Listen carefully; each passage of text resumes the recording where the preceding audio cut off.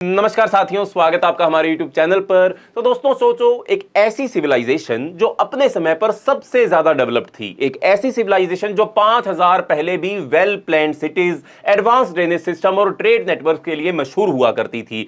हड़प्पा और मोहनजोदाड़ो जैसे शहर जहां के लोग सोफिस्टिकेटेड लाइफस्टाइल जीते थे, वेल बिल्ट ब्रिक हाउसेज वहां पर मौजूद थे, अंडरग्राउंड ड्रेनेज सिस्टम और सिस्टमेटिक टाउन प्लानिंग के साथ। लेकिन फिर ऐसा क्या हुआ कि ये सब कुछ बस एक दिन खत्म हो गया? ऐसा लगा जैसे धरती ने उन्हें कहीं निगल लिया हो। तो दोस्तों, इंडस वैली सिविलाइजेशन जो दुनिया की पहली अर्बन सिविलाइजेशन में से एक थी, अचानक से कहां गायब हो गई? क्या यह क्लाइमेट चेंज का नतीजा था, या किसी इन्वेजन का यह शिकार हो गई थी, या फिर कुछ और ही इसके पीछे का कारण है? आज हम इस रहस्य का पता लगाने की कोशिश करेंगे पुराने एविडेंसेस के साथ और नई साइंटिफिक रिसर्च की मदद से। तो चलिए शुरू करते हैं इस मिस्ट्री के सफर को। पर उससे पहले चैनल का नाम है दिया ये सब, मेरा नाम है राही मेहता। चैनल को अभी सब्सक्राइब कर लें ताकि आप ऐसे इंफॉर्मेटिव वीडियोस देखते रहें। तो दोस्तों, सबसे पहले समझते हैं इंडस वैली सिविलाइजेशन का बैकग्राउंड।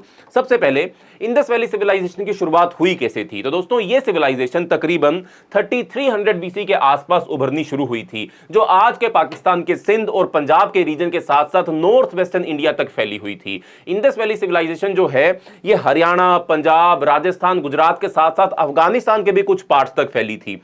टोटल एरिया के अगर मैं बात करूं तो लगभग 1.25 मिलियन स्क्वायर किलोमीटर का टोटल एरिया ये सिविलाइजेशन एक्वायर करती थी, जो इजिप्ट और मेसोपोटामिया के कंबाइंड एरिया से भी ज्यादा था। इसके कुछ की साइट्स की अगर मैं बात करूं तो आर्कियोलॉजिस्ट को अभी तक तकरीबन 1500 से ज्यादा साइट्स जो आईबीसी के साथ जुड़ी हुई है वो मिल चुकी हैं।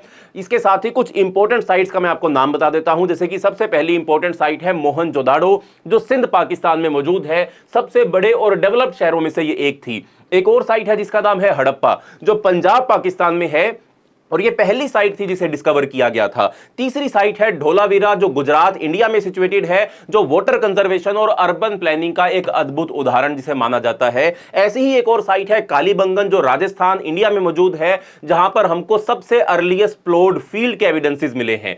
आखिरी साइट जो मैं आपको बताने जा रहा हूं वो है राखीगढ़ी, जो हरियाणा इंडिया में मौजूद है, और यह भी एक बहुत ही इंपॉर्टेंट इंडस वैली सिविलाइजेशन की साइट है। साथ ही इसके बारे में जानने से पहले हम अर्बन प्लानिंग के कमाल के बारे में भी जान लेते हैं, जो आईबीसी के साथ जुड़ा हुआ है। तो दोस्तों, हड़प्पा और मोहनजोदाड़ो का लेआउट एक प्रॉपर ग्रिड पैटर्न में था, यानी कि सीधी सड़कें, स्ट्रेट सड़कें हुआ करती थी, जो नॉर्थ साउथ और ईस्ट वेस्ट डायरेक्शन में मौजूद थी। हर घर के साथ एक प्राइवेट वेल और एक बाथरूम होता था। ड्रेनेज सिस्टम के साथ इन सबको कनेक्टेड किया गया था। पब्लिक बाथ और ग्रीनरीज भी हमें यहां पर मिले हैं, जो सोफिस्टिकेटेड वाटर मैनेजमेंट और फूड स्टोरेज का प्रूफ हमको देने का काम करते हैं। आर्ट एंड कल्चर के प्रमुख उदाहरण भी हमको देखने को मिलते हैं, जैसे कि सील्स, पशुपति सील बहुत ही मशहूर है, जो हमको आईबीसी से रिकवर हुई है। साथ ही पोटरी, बीड्स, ऑर्नामेंट्स और बहुत सारे स्कल्पचर्स भी हमको मिले हैं। यह सिविलाइजेशन अपने समय में इतनी एडवांस थी कि इसके समानांतर दुनिया में कोई और सिविलाइजेशन इतनी डेवलप्ड नहीं थी। लेकिन फिर भी यह खत्म क्यों हो गई? चलिए समझते हैं कुछ मेजर थ्योरीज जो आईबीसी के खत्म होने के बारे में हमको बताने का काम करती हैं।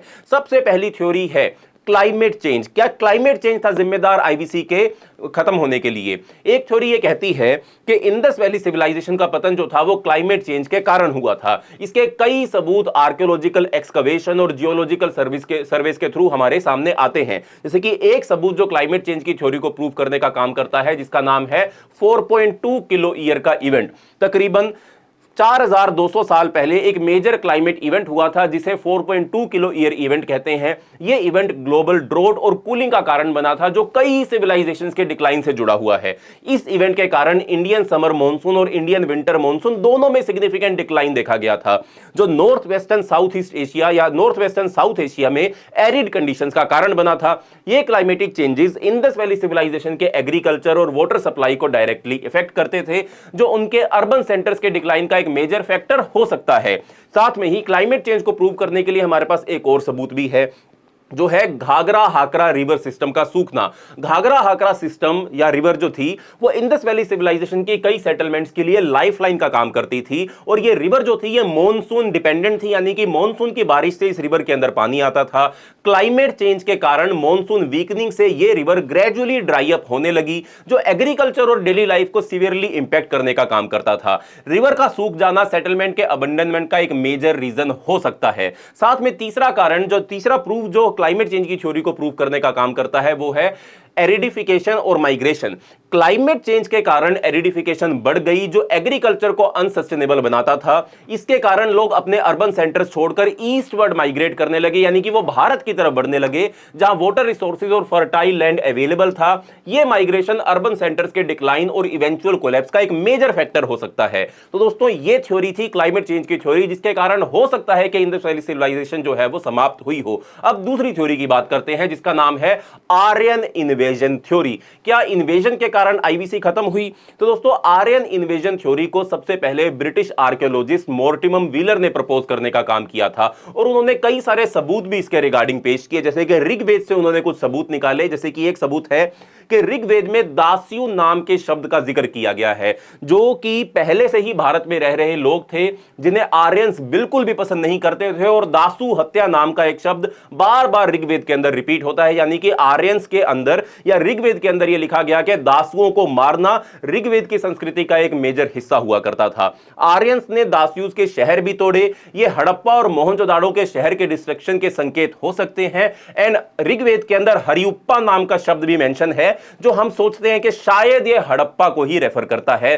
साथ में ही ऋग्वेद के अंदर पुरुंदर नाम के एक देव का नाम मेंशन है। पुरुंदर यानी कि बाद में वो इंद्रदेव बने। पुरुंदर का मतलब होता है फोर्ट्स को, किलों को तोड़ने वाला। ऐसे किले तो हमको कोई नहीं मिले हैं जो ऋग्वेदिक काल के अंदर तोड़े गए हों, बट हम ये उम्मीद लगा सकते हैं कि शायद हड़प्पा और मोहनजोदाड़ो के जो शहर थे उनको ही किलों के रूप में डिस्क्राइब किया गया हो और ऋग्वेद के अंदर उनके बारे में जानकारी लिखी गई हो।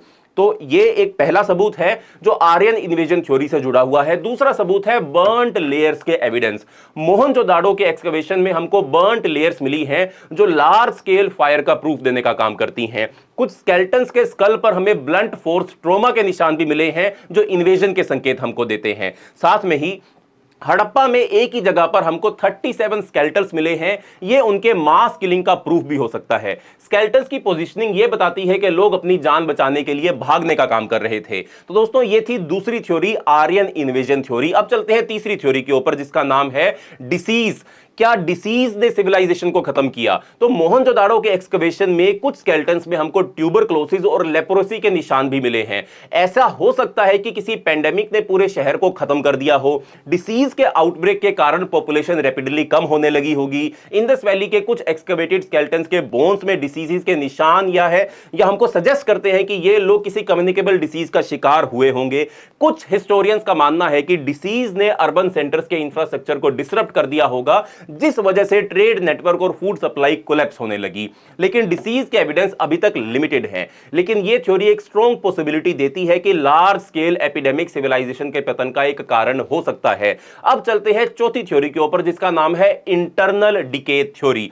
क्या इंडस वैली सिविलाइजेशन का खात्मा किसी एक्सटर्नल फैक्टर की वजह से नहीं, बल्कि अपनी खुद की कमजोरियों के कारण हुआ था? कुछ हिस्टोरियंस का मानना है कि इंटरनल इश्यूज ने इसके कोलैप्स को ट्रिगर किया होगा। जैसे कि इंडस वैली सिविलाइजेशन का ट्रेड मेसोपोटामिया और इजिप्ट के साथ बहुत स्ट्रॉन्ग था, लेकिन जब मेसोपोटामिया में टर्मोल आया, जो ट्रेड नेटवर्क्स कोलैप्स होने लगे, तो उसका असर जो था वो आईबीसी के ऊपर भी पड़ा। एक्सकवेशंस में यह प्रूफ मिलता है कि हड़प्पा और मोहनजोदाड़ो के आसपास के ग्रेनरीज में फेमाइन के निशान भी हमको मिले हैं, जो फूड शॉर्टेजेस का संकेत भी हमको देने का काम करते हैं। ट्रेड डिक्लाइन के कारण इकोनॉमिक क्राइसिस आया, जिस वजह से लोग अपनी सेटलमेंट्स को छोड़ने लगे। एक और कारण हो सकता है जो इंटरनल डिके की थ्योरी के अंदर आता है कि इंडस वैली सिविलाइजेशन की पॉपुलेशन जो थी वो लगातार बढ़ती जा रही थी, जो रिसोर्स डिप्लीशन का एक कारण बन सकती है। हड़प्पा और मोहनजोदाड़ो की एक्सकवेशन में यह प्रूफ मिला है कि इस जगह पर ओवर क्राउडिंग के निशान हमको देखने को मिलते हैं। लोगों के बीच कंफ्लिक्ट बढ़ने लगे होंगे, जिस वजह से लॉ एंड ऑर्डर का ब्रेकडाउन हुआ। ओवर पॉपुलेशन के कारण सैनिटेशन और पब्लिक हेल्थ सिस्टम भी फेल होने लगे, जिस वजह से डिसीज और भी ज्यादा फैलने लगी। साथ में ही इंडस वैली सिविलाइजेशन के एक्सकवेशन साइट्स में हमें कोई भी लार्ज स्केल पैलेस या टेंपल का प्रूफ नहीं मिलता है, जो सजेस्ट करता है कि सेंट्रलाइज्ड पॉलिटिकल अथॉरिटी इतनी ज्यादा पावरफुल नहीं थी। पॉलिटिकल इंस्टेबिलिटी के कारण जो अर्बन सेंटर्स थे वो शायद कमजोर होने लगे होंगे और इसका डायरेक्टली इंपैक्ट उनके सोशल स्ट्रक्चर पर पड़ा होगा। एक सेंट्रलाइज्ड पावरफुल गवर्नेंस सिस्टम के बिना लार्ज स्केल कॉन्फ्लिक्ट को कंट्रोल करना बहुत मुश्किल हो गया होगा। और आखिरी थ्योरी जो है वो है टेक्टोनिक एक्टिविटी और अर्थक्वेक थ्योरी, जो शायद आईबीसी के खात्मे का कारण हो सकती है। कुछ जियोलॉजिस्ट का मानना है कि इंडस वैली सिविलाइजेशन के पतन के पीछे टेक्टोनिक एक्टिविटी का हाथ हो सकता है। जियोलॉजिकल एविडेंसेस कहते हैं कि एक मेजर अर्थक्वेक के कारण इंडस रिवर और सरस्वती रिवर के कोर्सेज के अंदर एक बड़ा बदलाव हुआ था। रिवर के शिफ्ट होने के कारण एग्रीकल्चर लैंड बैरन होने लगी, जिस वजह से फूड शॉर्टेजेस जो थी वो शुरू हो गई। साथ में ही मोहनजोदाड़ो और हड़प्पा की एक्सकवेशन में कुछ बिल्डिंग्स के फाउंडेशन में हमको क्रैक्स भी मिले हैं, जो अर्थक्वेक का प्रूफ हमको देने का काम करते हैं। अर्थक्वेक के कारण अर्बन इंफ्रास्ट्रक्चर डैमेज हुआ, जिस वजह से शहर में रहना मुश्किल हो गया था। तो दोस्तों, क्या एक सिंगल कारण या मल्टीपल कारण थे सिविलाइजेशन को खत्म करने के पीछे? अब यही सवाल उठता है कि क्या एक सिंगल कारण के कारण आईबीसी खत्म हुई या फिर मल्टीपल रीजंस के कारण, एक कंबाइंड इफेक्ट के कारण आईबीसी खत्म हुई? कई सारी साइंटिफिक कंक्लूजन है। क्लाइमेट चेंज का प्रूफ भी स्ट्रांग है, मॉनसून का पैटर्न शिफ्ट हुआ, रिवर ड्राई हो गई होगी। आर्यन इन्वेजन थ्योरी का भी प्रूफ जो है वो स्ट्रांग है। बर्न्ट लेयर्स और स्केलेटन इंजरीज के एविडेंसेस हमको मिले हैं। डिसीज आउटब्रेक थ्योरी को भी सपोर्ट मिल रहा है। ट्यूबरक्लोसिस और लेप्रोसी के प्रूफ हमको मिले हैं। इंटरनल डीके थ्योरी भी हमको थोड़ी लॉजिकल लगती है, क्योंकि ट्रेड कोलैप्स के साथ सोसाइटी में ब्रेकडाउन हुआ। अर्थक्वेक थ्योरी में भी कुछ स्ट्रॉन्ग प्रूफ हमको मिले हैं। टेक्टोनिक शिफ्ट के एविडेंसेस भी हमको मिले हैं।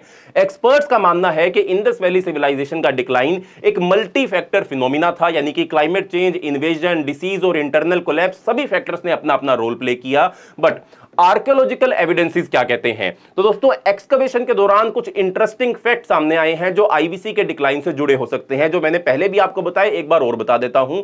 मोहनजोदाड़ो में एक ही जगह पर हमें 37 स्केलेटन्स मिले हैं, जो मास किलिंग का संकेत देते हैं। स्केलेटन्स के स्कल पर ब्लंट फोर्सेस के ट्रॉमा के निशान भी मिले हैं, जो सजेस्ट करता है कि लोग किसी वायलेंट कॉन्फ्लिक्ट का शिकार हुए होंगे। हड़प्पा के कुछ एक्सकवेशन साइट्स में ऐश डिपॉजिट्स मिले हैं, जो फायर का इंडिकेशन देने का काम करते हैं। ढोलावीरा में वाटर रिजर्वायर ड्राई मिले हैं, जो ड्रोट और क्लाइमेट चेंज का इफेक्ट को प्रूव करते हैं। सील्स और इंस्क्रिप्शंस में कुछ सिंबल्स मिले हैं, जो सजेस्ट करते हैं कि लोग एक्सटर्नल एग्रेशन से बचने के लिए प्रेयर किया करते थे। बट क्या आर्यन इन्वेजन थ्योरी गलत थी? तो दोस्तों, मॉडर्न हिस्टोरियंस के मुताबिक आर्यन इन्वेजन थ्योरी को लेकर अब कई सवाल उठ रहे हैं। डीएनए एविडेंसेस के मुताबिक आर्यन माइग्रेशन तो हुई थी, लेकिन यह वायलेंट कॉन्फ्लिक्ट नहीं था, यह एक ग्रेजुअल माइग्रेशन थी। हड़प्पा और मोहनजोदाड़ो के स्केलेटल रिमेन्स के डीएनए एनालिसिस के मुताबिक लोगों के बीच जेनेटिक कंटिन्यूटी देखी गई है, जो सजेस्ट करता है कि आर्यन माइग्रेशन के बावजूद लोकल पॉपुलेशन में कंटिन्यूटी थी। आर्यन इन्वेजन के जमीनी प्रूफ अभी तक वीक है, लेकिन क्लाइमेट चेंज और इंटरनल डीके के प्रूफ जो है वो काफी ज्यादा स्ट्रांग है। तो दोस्तों, क्या हम इंडस वैली के सीक्रेट्स को कभी पूरी तरीके से समझ पाएंगे? देखो, इंडस वैली सिविलाइजेशन के कोलैप्स के पीछे के रीजंस अब तक पूरी तरीके से क्लियर नहीं है, लेकिन साइंटिफिक रिसर्च और आर्कियोलॉजिकल एक्सकवेशन नए क्लूज सामने लेकर आ रही हैं। हो सकता है कि हमें फ्यूचर में कुछ और एक्सकवेशंस में नए प्रूफ मिले जो इस रहस्य को सोल्व कर सके। लेकिन एक बात तो तय है, इंडस वैली सिविलाइजेशन दुनिया की सबसे एडवांस और सोफिस्टिकेटेड सिविलाइजेशन में से एक थी, जो अपने समय से कई साल आगे थी।